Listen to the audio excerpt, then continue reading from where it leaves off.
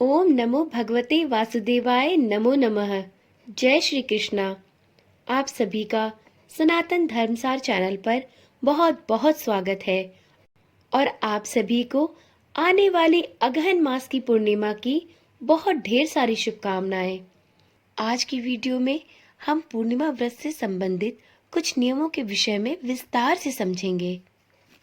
तो सबसे पहले बात कर ली जाए आने वाले अगहन मास की पूर्णिमा की। यह पूर्णिमा किस तिथि को पड़ रही है, इसका शुभ मुहूर्त क्या होगा, स्नान दान का शुभ मुहूर्त क्या होगा, चंद्रोदय का क्या समय होगा। हिंदू कैलेंडर के अनुसार प्रत्येक मास की पूर्णिमा आती है और इस दिन लोग व्रत करते हैं।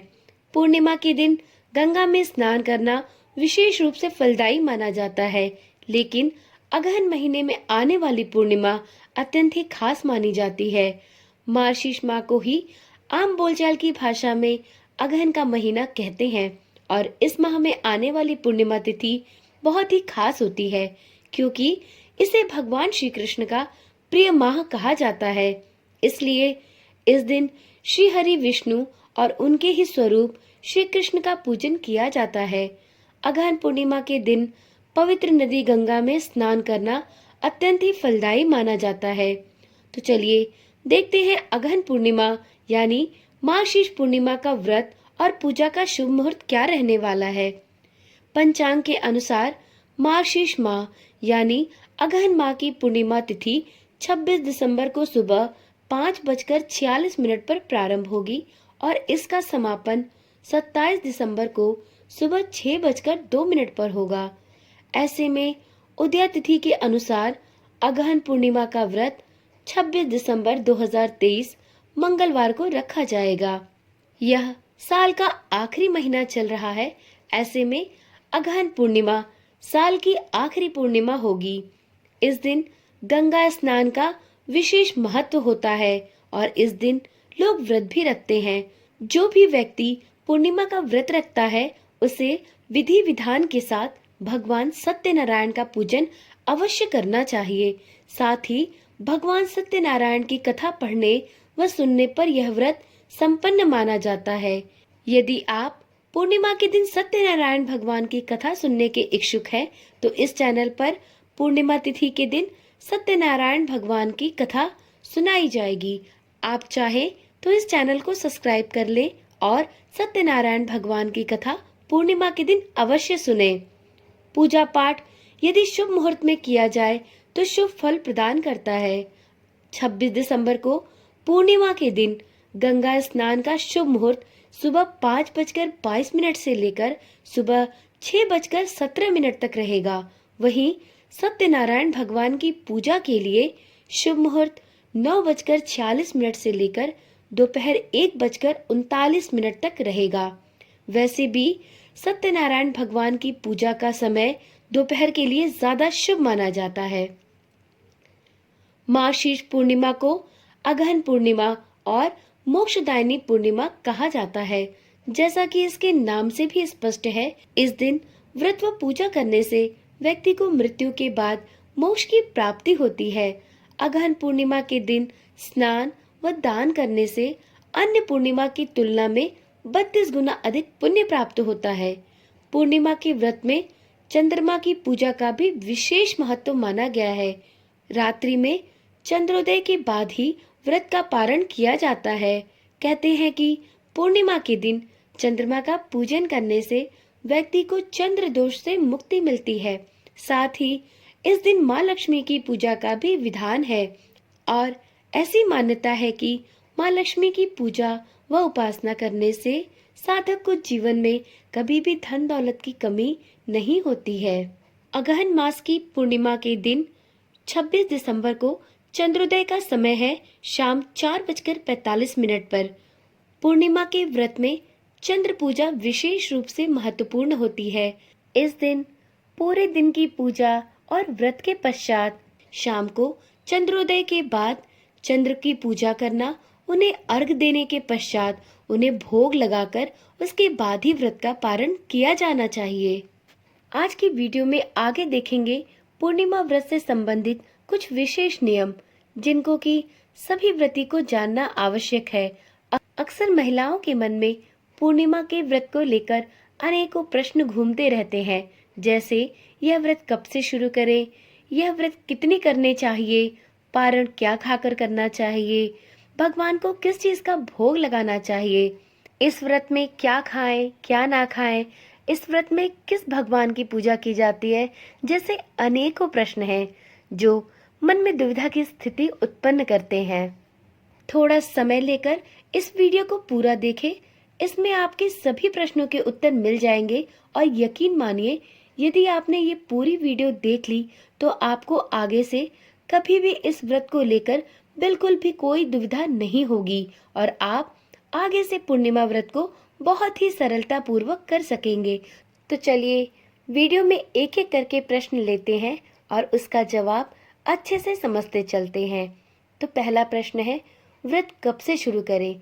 वैसे तो पूर्णिमा व्रत को किसी भी पूर्णिमा तिथि से प्रारंभ किया जा सकता है, परंतु यदि आप चाहें तो सबसे बड़ी पूर्णिमा से इस व्रत को प्रारंभ कर सकते हैं। बड़ी पूर्णिमा कार्तिक पूर्णिमा या चैत्र की जो पूर्णिमा पड़ती है उसे कहते हैं। तो आप चाहें तो चैत्र की पूर्णिमा या फिर नवंबर में पड़ने वाली कार्तिक पूर्णिमा से भी पूर्णिमा व्रत को उठा सकते हैं। अब देखते हैं दूसरा प्रश्न, पूर्णिमा व्रत कितने करें? तो पूर्णिमा व्रत करने के लिए अगर आप 32 पूर्णिमा व्रत करते हैं तो ये सबसे उत्तम माना जाता है। पर यदि आप इतने व्रत ना कर सकें तो आप चाहें तो एक पूर्णिमा से उठाकर अगले साल की उसी पूर्णिमा तक इस व्रत को भी रख सकते हैं। तीसरा प्रश्न है, व्रत का संकल्प कब और कैसे लें? तो देखिए, पूर्णिमा का व्रत जब भी आप पहली बार प्रारंभ करें उस दिन आप पूर्णिमा व्रत के लिए संकल्प लें। पूर्णिमा वाले दिन पूजा, दान और व्रत का विशेष महत्व होता है। भगवान सत्यनारायण की कथा सुनी जाती है और इस दिन लिया संकल्प पूरे 12 महीने की पूर्णिमा तक के लिए निभाया जाता है और आखिरी वाली पूर्णिमा को यह संकल्प पूर्ण माना जाता है। और ठीक इसी प्रकार से यदि आप 32 पूर्णमासी व्रत रखना चाहते हैं तो आप 32 पूर्णमासी में से जिस पहली पूर्णमासी के दिन इस व्रत को करेंगे तो उस दिन आप इस व्रत का संकल्प लेंगे कि आज से मैं 32 पूर्णमासी व्रत रखूंगा और इसको हे प्रभु निर्विघ्न पूरा करिए, संपन्न करिए। तो आप जब भी ये व्रत रखेंगे तो पूर्णिमा का जब व्रत ये आप पहली बार उठाएंगे उस दिन ये व्रत का संकल्प लिया जाता है और उसके बाद सिर्फ व्रत और पूजा पाठ किया जाता है। अगली बार से व्रत का संकल्प नहीं लेना होता है, ये सिर्फ पहली बार लिया जाता है जब भी आप व्रत पहली बार प्रारंभ करें। ठीक है। चौथा प्रश्न है, पूर्णिमा व्रत क्यों किया जाता है? तो देखिए, पूर्णिमा तिथि का हिंदू धर्म में विशेष महत्व होता है। इसे धनदायक और संतानदायक व्रत माना जाता है। जो लोग पूरे विधि विधान से पूर्णिमा का व्रत करते हैं और पूर्णिमा के दिन चंद्रमा को अर्घ देते हैं, उन पर भगवान विष्णु और माता लक्ष्मी की कृपा के साथ ही भगवान शिव और चंद्र देवता की भी विशेष कृपा होती है। चूंकि पूर्णिमा की पूजा पर शाम को चंद्र को अर्घ देकर उनकी पूजा उपासना भी की जाती है और इसी से व्रत पूरा माना जाता है। इस वजह से ऐसा मानते हैं कि चंद्र दोष जिन व्यक्तियों को हो उनके लिए पूर्णिमा का व्रत करना अत्यंत ही फलदायक होता है। तो ऐसे लोग जिनका मन अशांत रहता है, मानसिक अस्थिरता होती है, परिवार में क्लेश होता है, ऐसे लोगों का चंद्र गड़बड़ होता है और ऐसे लोगों के लिए पूर्णिमा व्रत का विशेष महत्व एवं लाभ होता है। ऐसे लोगों को पूर्णिमा का व्रत अवश्य करना चाहिए। पांचवा प्रश्न है, व्रत क्या खाकर खोलें और व्रत में भोग और प्रसाद के लिए क्या बनाएं? तो देखिए, व्रत क्या खाकर खोलें, इसके उत्तर में यही है कि आप कोशिश करें कि इस व्रत को निराहार निर्जला रखें तो बहुत उत्तम है।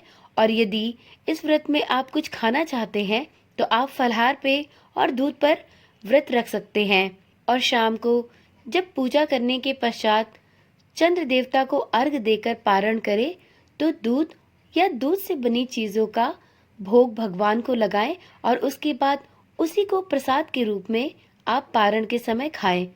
और सबसे उत्तम माना जाता है पूर्णिमा के व्रत में खीर बनाना। खीर लक्ष्मी माँ का भी प्रिय भोग है और विष्णु भगवान के लिए भी खीर का भोग चढ़ाया जाता है। तो पूर्णिमा के दिन सबसे उत्तम और विशिष्ट भोग खीर ही मानी जाती है। यदि संभव हो तो आप इस दिन खीर अवश्य बनाएं तथा विष्णु भगवान और चंद्रदेव को भी खीर का भोग अवश्य अर्पण करें। उसके पश्चात उसी भोग को आप पारण के अंतर्गत प्रसाद के रूप में ग्रहण करें। तो चलिए अब देखते हैं छठा प्रश्न, पूर्णिमा व्रत में कौन सी पूजा व कथा कहने का विधान है। तो पूर्णिमा व्रत विशेष रूप से विष्णु भगवान और उनके ही रूप कृष्ण भगवान को समर्पित होती है। तो इस दिन पूर्णिमा के व्रत की कथा और सत्यनारायण भगवान की कथा विशेष रूप से कही या सुनी जाती है। सातवां प्रश्न है, संध्या पूजन पूर्णिमा के दिन कब करें। तो पूर्णिमा पूजन में संध्या के समय प्रदोष काल में पूजा करना सबसे उत्तम होता है। वैसे तो इस दिन सत्यनारायण भगवान की कथा कहलवाई जाती है। कथा आप खुद से भी कर सकते हैं या किसी पंडित को भी बुलाकर आप सत्यनारायण भगवान की कथा को सुन सकते हैं। और सत्यनारायण भगवान की कथा का सबसे उचित समय दोपहर का ही माना जाता है। तो इस दिन हो सके तो सत्यनारायण भगवान की कथा सुने और उसके पश्चात शाम को प्रदोष काल में विष्णु भगवान, उनके ही रूप कृष्ण भगवान और शंकर भगवान को यह पूजा समर्पित करें। इन सभी भगवानों की पूजा करें, इन्हें भोग लगाएं और इसके पश्चात चंद्रोदय होने के बाद चंद्रमा को अर्घ देकर और उन्हें भी प्रसाद का भोग लगाकर उसके बाद व्रत का पारण करें। तो पूर्णिमा का व्रत पूजन प्रदोष काल में किया जाता है। जो संध्या पूजन होती है उसे प्रदोष काल में किया जाता है। अब देखते हैं आठवां प्रश्न, पूर्णिमा का व्रत कौन कर सकता है। पूर्णिमा का व्रत धन धान्य की प्राप्ति, संतान सुख एवं पारिवारिक यश वृद्धि के लिए रखा जाता है। तो इसलिए पूर्णिमा का व्रत कोई भी कर सकता है, चाहे वो महिला हो, चाहे पुरुष हो, चाहे अविवाहित लोग हो, कोई भी इस व्रत को सरलता पूर्वक कर सकता है। आप सभी जानते होंगे कि प्रदोष का व्रत भगवान शिव के लिए रखा जाता है और ठीक इसी प्रकार से भगवान विष्णु के लिए एकादशी का व्रत रखा जाता है। परंतु पूर्णिमा का व्रत भगवान शिव और भगवान विष्णु दोनों के लिए रखा जाता है। साथ ही इस व्रत में माता लक्ष्मी और चंद्रदेव की पूजा भी की जाती है। नौवां प्रश्न है, पूर्णिमा के व्रत का पारण कब करना चाहिए। तो पूर्णिमा के व्रत का पारण रात्रि को चंद्रमा को अर्घ देने के बाद ही करना चाहिए। चंद्रमा को अर्घ दिए बिना पूर्णिमा के व्रत का पारण यदि कर लिया तो यह पूजा और यह व्रत अधूरी मानी जाती है। इसलिए पूर्णिमा के व्रत में इस बात का खास ख्याल रखें कि आप प्रदोष काल के समय भगवान की पूजा आराधना कर लें और जब चंद्रमा निकले तो उनको अर्घ देकर और उन्हें भोग अर्पित करने के बाद ही आप अपने व्रत का पारण करें, तभी यह व्रत पूर्ण माना जाता है। 10वां और अंतिम प्रश्न है, क्या पूर्णिमा के व्रत का उद्यापन करना आवश्यक है। तो देखिए, जब भी कोई व्रत संकल्प लेकर उठाया जाता है तो उस व्रत का उद्यापन बहुत ही जरूरी होता है। यदि आपने 32 पूर्णमासी व्रत का संकल्प लिया है तो उस व्रत के 32 पूर्णिमा के व्रत रखने के बाद आपको उस व्रत का उद्यापन करना आवश्यक हो जाता है। तभी यह व्रत पूर्णतः फलित होता है और यह व्रत तभी पूर्ण भी माना जाता है। अन्यथा आपके इतने व्रत रखने का आपको फल नहीं प्राप्त होगा। इसलिए ध्यान रखें कि जब भी पूर्णिमा का व्रत उठाएं तो सर्वप्रथम संकल्प ले, पहली पूर्णिमा के व्रत को संकल्प ले और उसके बाद ही इस व्रत को धारण करें। और जब यह व्रत पूरे हो जाए तो उस समय इस व्रत का उद्यापन भी अवश्य करें। आशा करती हूँ कि इस वीडियो के माध्यम से आपको पूर्णिमा व्रत से संबंधित सभी प्रश्नों के जवाब मिल गए होंगे। फिर भी यदि कोई शंका, कोई प्रश्न आपके मन में रह जाए तो आप अपना वह प्रश्न पूछ सकते हैं, मैं उसका जवाब अवश्य दूंगी। तो चलिए, वीडियो बहुत लंबी हो गई है, अब वीडियो को यहीं पे रोकते हैं और फिर मिलेंगे एक नई जानकारी, एक नई वीडियो के साथ। तब तक के लिए ओम नमः शिवाय, जय श्री कृष्णा, राधे राधे।